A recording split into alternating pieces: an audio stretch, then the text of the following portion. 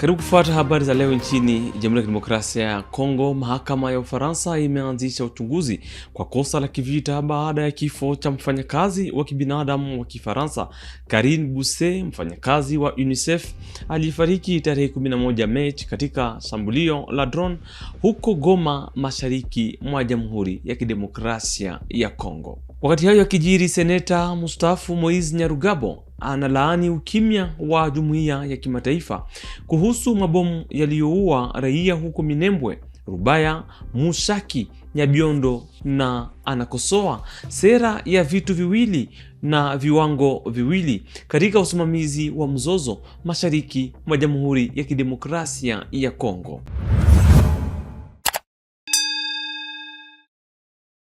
Hujambo. Mahakama ya Ufaransa imeanzisha uchunguzi kwa kosa la kivita baada ya kifo cha msaidizi wa kibinadamu wa Kifaransa Karine Boucher, mfanyakazi wa UNICEF aliyefariki tarehe 11 Machi katika shambulio la drone hapa mjini Goma, mashariki mwa Jamhuri ya Kidemokrasia ya Kongo.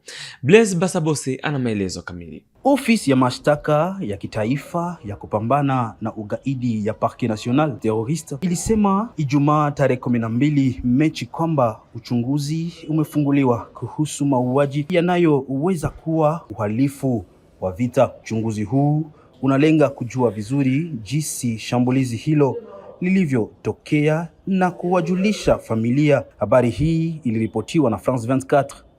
Uchunguzi umepewa Office Centrale de Lutte contre les Crimes contre l'Humanité ya Gendarmerie ya Ufaransa, ambayo inachunguza kesi ya uhalifu mkubwa na kiukwaji wa sheria ya kimataifa za kibinadamu. Karine mwenye umri wa miaka 54 alikufa mapema asubuhi baada ya nyumba yake kupigwa na mlipuko. Mashahidi walisema walisikia milipuko miwili karibu na saa 10 alfajiri.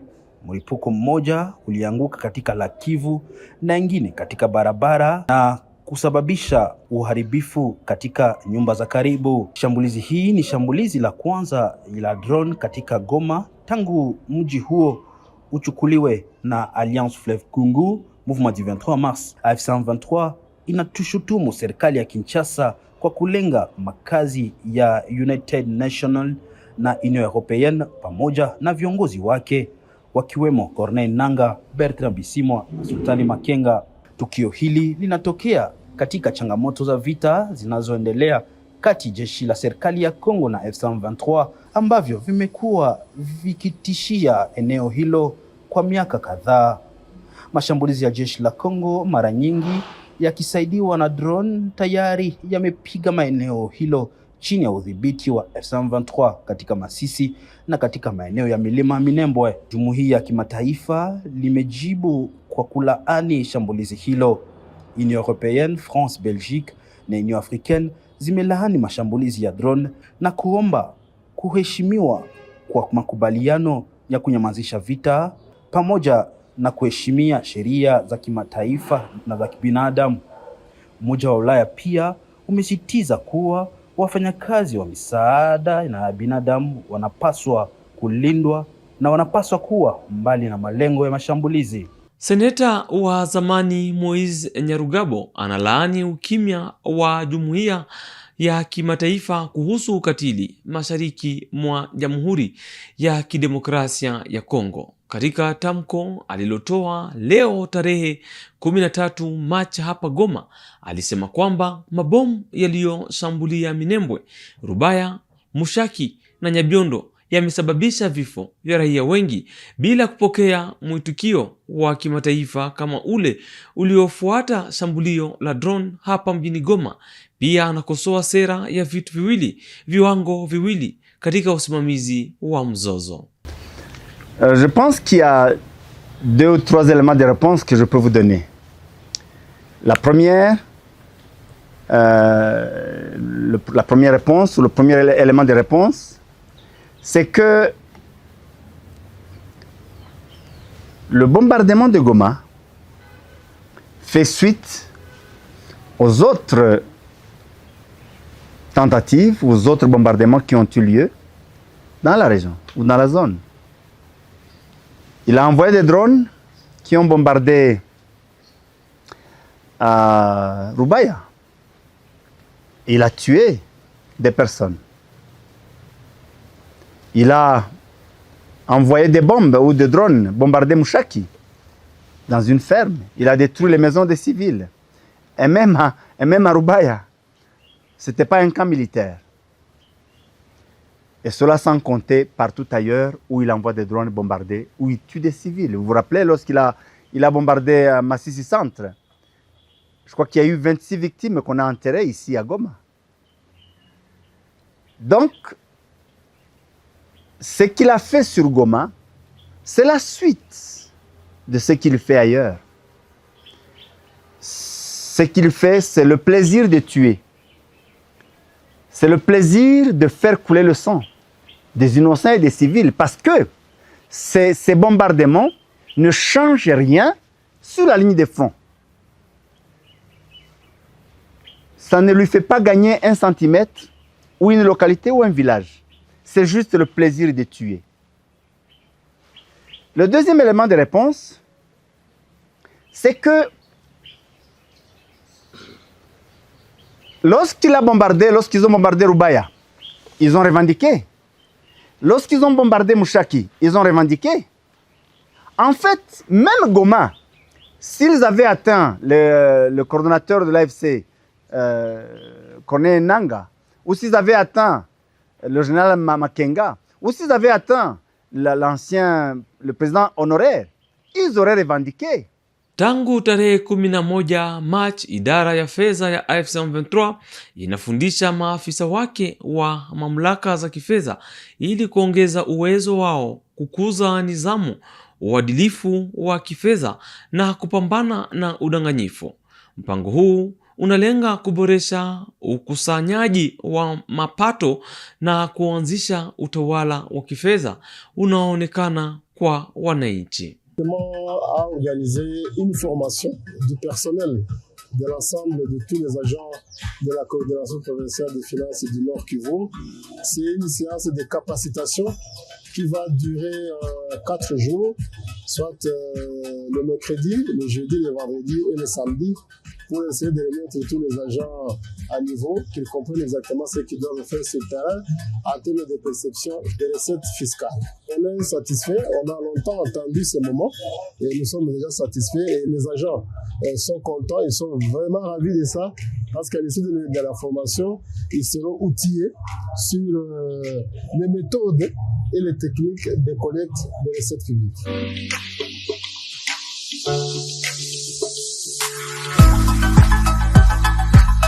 Nous sommes à séminaire de renforcement des capacités des agents. Les agents, il fallait qu'on puisse un peu le mettre à un certain niveau pour qu'ils puissent voir comment maximiser les recettes. Aujourd'hui, nous avons plus parlé de la lutte contre le tribalisme, ses origines, voir comment est-ce qu'on peut trouver des solutions. Nous avons parlé de ça. Nous avons parlé du népotisme.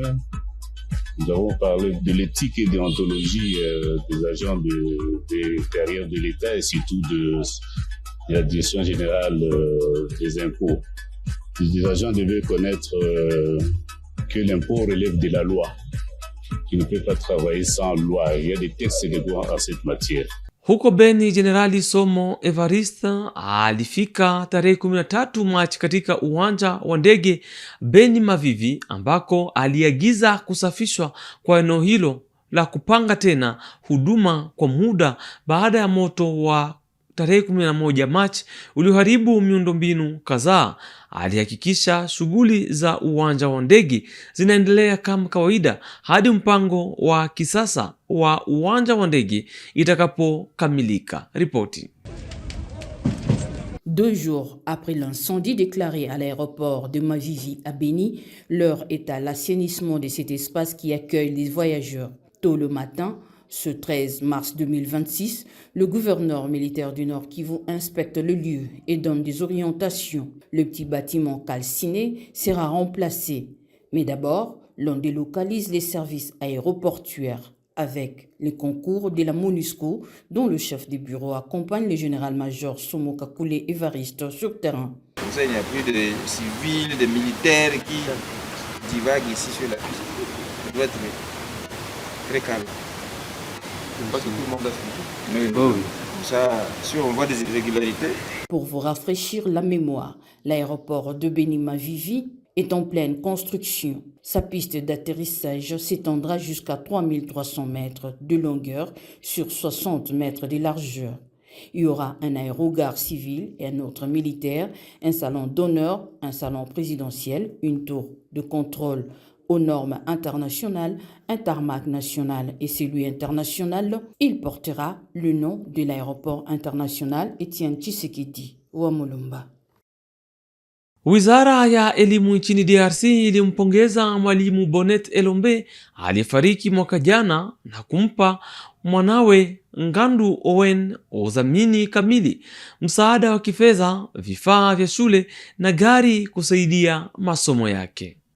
C'est un ensemble de dons précieux qui contribuera efficacement à assurer la scolarité de Ngandu Owen, orphelin de feu Bonnet Elombe, dont la profession d'enseignante a laissé une marque indélébile dans le cœur de ses élèves et de la communauté éducative de Kinshasa. Kit scolaire, véhicule pimpant neuf, enveloppe colossale pour financer la quasi-totalité de ses études jusqu'en 8e année. Voici en somme le résultat de la collecte signé agents et cadres du ministère de l'Éducation nationale ainsi que ses partenaires. Un geste qui honore non seulement la mémoire de la jeune enseignante, mais aussi son dévouement à l'éducation. Toutes ces contributions ont été faites à titre personnel. Visiblement, cette reconnaissance est également un message d'espoir et de gratitude pour la famille biologique de Bonnet Elombe. Que mon Dieu vous retourne au centuple tout ce que vous avez fait. Quand j'avais entendu, on m'a dit que ce sont des cotisations personnelles. Moi aussi, étant agent de l'État, je connais ce qui se passe dans le pays, dans les histoires, tout cela. Les mamans, les papas se sont sacrifiés. Vous ne me connaissez pas, mais c'est un acte d'amour. Les gestes que vous venez de faire, et nous avons donné l'argent. Mais c'est vous, par votre bonne volonté, par votre savoir-faire, nous sommes arrivés à ce que nous sommes en train de voir aujourd'hui. Voici un geste qui montre que le travail et le dévouement d'une enseignante comme Elombe Bonnet ne passe pas inaperçu. Il restera à jamais gravé dans les annales et continuera d'inspirer les générations futures. Tutamalizia Kinshasa, mji mkuu wa DRC, kwa maagizo ya gavana Daniel Bumba Lubaki. BSP, BSK na RFSK wanaotoa na kuharibu magari yaliyopotezwa na kubomoa mabaa na masoko haramu kando ya Boulevard Lumumba ili kurekebisha utaratibu barabarani. La voie publique n'est pas une poubelle, c'est la décision du gouverneur Daniel Bumba sur l'assainissement qui passe à la vitesse supérieure et prend une autre tournure. Devant l'aéroport international d'Enjili, c'est la commandante de la brigade spéciale d'assainissement, les conseillers spéciaux Mimi Bikela Mundele, qui dirige les travaux, cette fois-ci avec tant d'ampleur, pour faire respecter les ordres donnés par les gouverneurs de Kinshasa. Les opérations consistent à saisir tous les véhicules abandonnés le long du boulevard Lumumba, les amener à la fourrière pour la casse, décourager tout marché pirate le long de cette artère et le garage sur la voie publique. Nous sommes devant la maison communale de Kimbanseke. Ici, 2 bandes du boulevard sont illégalement occupées par ces grands cars depuis des années et sont devenus un abri des criminels, l'endroit où les jeunes filles sont violées sous l'œil impuissant du bourgmestre. Aussitôt saisi, la population est dans la joie.